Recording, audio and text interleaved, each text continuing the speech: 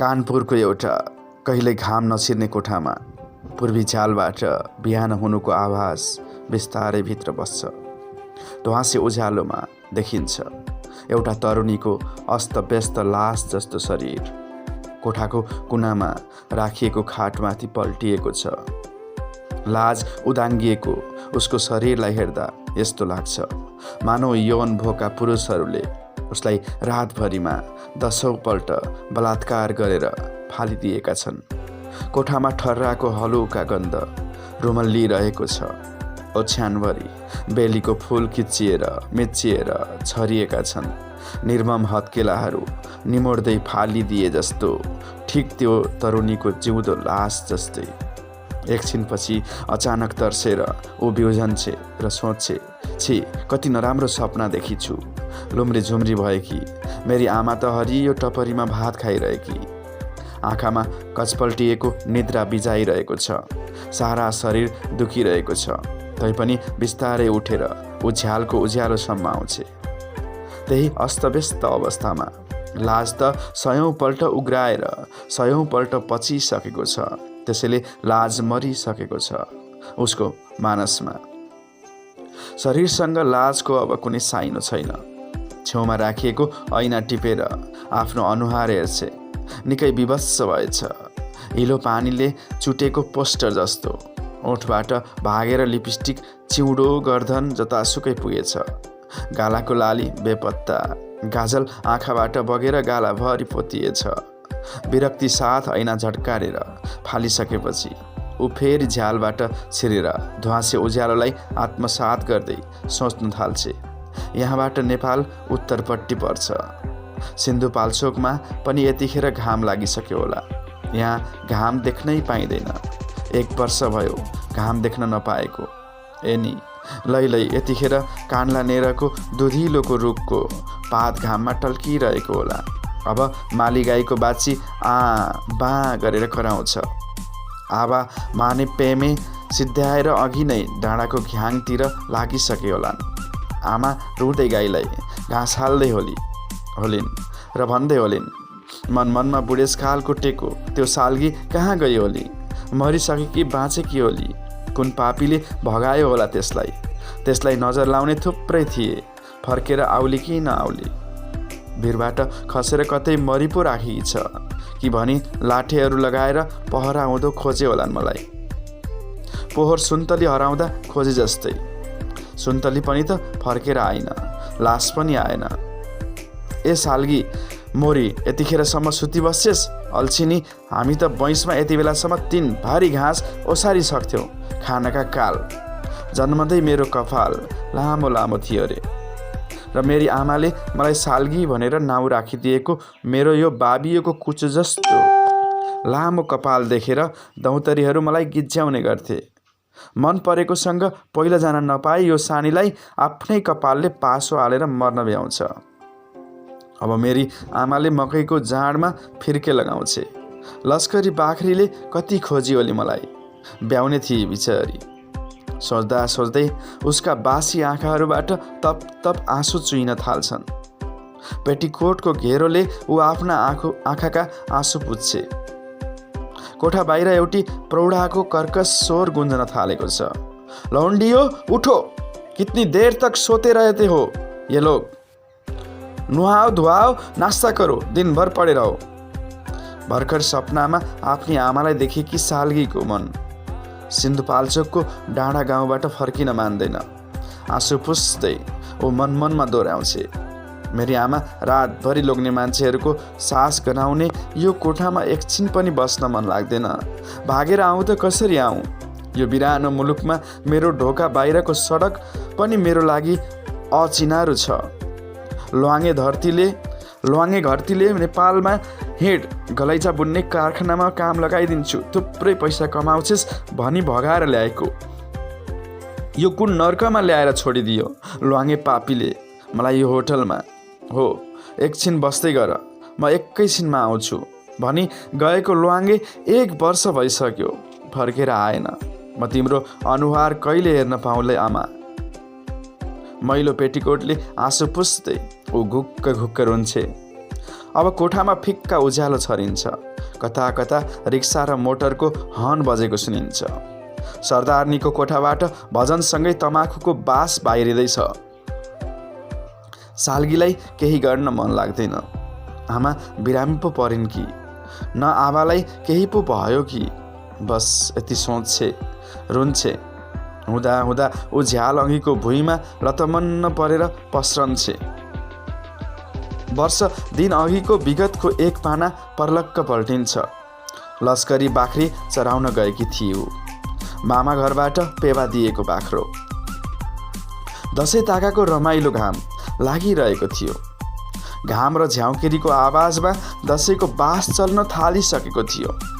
अप्ठ्यारो डिलमा उम्रेको ऐसेलुको फेदमा लस्करी चरिरहेकी थिए। त्यसैको अलिक पर बसेर साल्गी पोल्टोबाट मकै भटमास झिक्दै खाँदै थिए। उसको भावना अर्कैतिर बगिरहेको थियो। उसलाई माग्न आउने थुप्रै भइसकेका थिए, तथापि उसका आबा आमाले उसलाई उसकै मामाको छोरोसँग दिने तय गरे। खाइबा लामा हो, थान्का राम्रो लेख्छ, पैसा कमाउँछ, दाजुभाइको छोरीसँग रित के खाने के नखाने। आफ्नै मामाको घरमा छोरी सुखमा बस्छे, आमा यसै भन्थिन्। तर कुरो छिनिसकेको थिएन। बिहे गरिदिनलाई अलिकति पैसा त चाहिन्छ। त्यति नै खेर मास्तिरबाट सुसेल्दै ल्वाङे घरती झरेको थियो र हाँस्दै उसलाई एउटा फेटावाल चुरोट दिएको थियो। चुरोट सल्काइदिँदै ल्वाङे घरतीले भनेको थियो, क्या हो यी साल्गी, नेपाल घुम्न जाने होइन? जान्न, त्यो एकपल्ट हेरेको ठाउँ त हो नि। उसले नाक सेप्राइदिएकी थिए। ल्वाङेले फेरि भनेको थियो, त गएको जस्तो हो र अहिलेको नेपाल? कस्तो भइसकेको छ गाँठे। तर मैले तँलाई घुम्न मात्र जान भनेको होइन नि, पैसा कमाउन पो भनेको त। त्यसपछि जिज्ञासाले भरिएर उसले सोधेकी थिए, पैसा? उसको जिज्ञासालाई ल्वाङेले यसरी प्रस्ताइदिएको थियो, हेर साल्गी, अहिले नेपालमा गलैँचा बुन्ने कारखाना थुप्रै खुलेको छ। तिमीले भनेको ठाउँमा म लगाइदिइहाल्छु। पहिलो महिनादेखि नै 400 रुपियाँ दिन्छु भनेको छ। कम हो 400 रुपियाँ भनेको? के विचार छ, जान्छौ? महिनाको 400 रुपियाँ कमाउने कुरा सुन्दा उसको आँखा विस्फारित भएको थियो र सोचेकी थिए, यतिका पैसा ल्याएर आमा आबालाई दिन पाए त। त्यसपछि ऊ बोलेकी थिए, आमा आबाले दिँदैनन्, सोधेर हेर्न एकपल्ट, दिएन भने हिँड्न छुटुक्कै। ल्वाङेले सल्लाह दिएको थियो। आमा आबा छोडेर जान पर्ला भने उसको मुटु एकपल्ट चिमोटेको जस्तो भयो। उसले भनेकी थिए, आमा आबा रोएर मर्लान्। खप्पिस ल्वाङे घरतीले उसलाई अन्तिम पल्ट फकाएको थियो। नेपालमा गलैँचा कारखानामा काम गर्न गएकी छ भने हल्ला फिजाइ राखिदिउँला। अनि त 1-2 दिनपछि खोज्दै खोज्दै कारखानामा नै आइपुगिहाल्छन् नि। दसैँ मनाइहाल्न। दसैँ सिद्धिएर तिहार आउन अघि ल्वाङे घरतीले एक दिन साल्गीलाई भालेको डाँकैमा डाँडा कटाइदियो। त्यसपछि साल्गी कहिल्यै नेपाल पुगिन। लस्करी बाख्री कानै पे गरेर कराएको जस्तो लाग्यो उसलाई। उसका बासी आँखाबाट फेरि आँसुको ओहिरो बगेर आयो। सपनामा आमा देखेकी भएर आज उसलाई पटक्कै उठ्न मन लागेको छैन, खान पनि मन छैन। ऊ घरिघरि ल्वाङे घरतीलाई आफ्नै मनको हतियारले टुक्रा टुक्रा काट्दै विच्छेद पार्दै बसिरहन्छे। यसरी उसको आक्रोश पटक्कै शान्त हुँदैन। उसलाई त्यही झ्यालबाट हाम फाल्न मन लाग्छ, तर सक्दिन। सास छौन्जेल आस हुन्छ। सोच्छे, कतै एक दिन यहाँबाट भाग्न सकिएला कि? भाग्यको कुरो को भन्न सक्छ र? बेस्यालाई भित्रको दिन कति एक रस, कति निरस, कति उजाड, असङ्ख्य व्यथा, आँसु, विवस्था र मनको धोकोहरूले अचानो पारेको पर्खाल, भर्याङ र मजेरीहरू लिएर एउटा यस्तो कारावास बनेको हुँदो हो जहाँ असङ्ख्य पवित्र आत्माहरूले बिना अपराध आजीवन कारावासको सजाय पाउँछन्, जहाँ निरपराधहरूले सधैँ मानसिक र शारीरिक यन्त्रणा एकनाश भोगिरहेका हुन्छन्। साल्गी जस्तैहरूको कौमार्यको रगतले सिँगारिएका कोठाहरूमा घोर विसङ्गत छेडहरू हाई काट्दै बाँच्दा हुन्।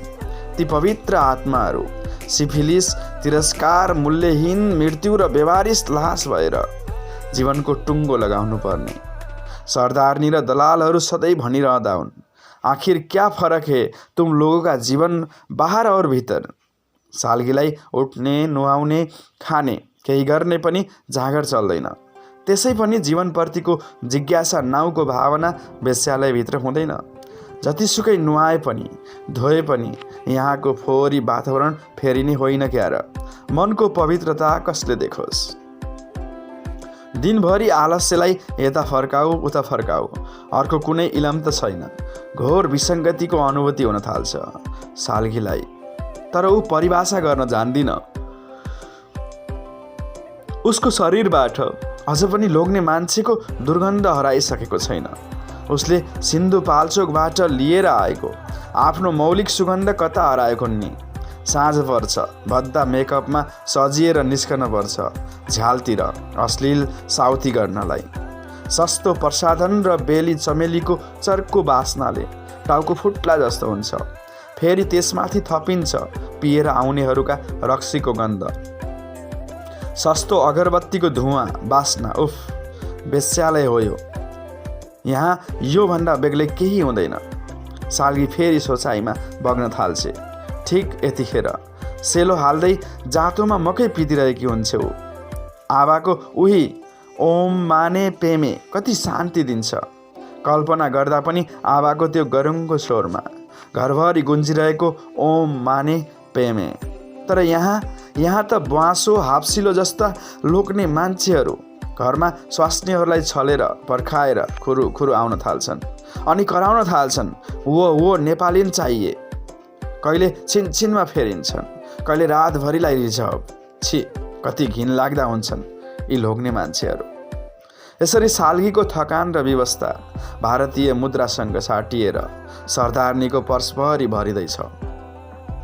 एउटा भारतीय लोग्ने मान्छेले चरम सुख प्राप्त गरिरहेका बेला साल्गीको मनमा विद्रोहको भावना जाग्न थाल्छ।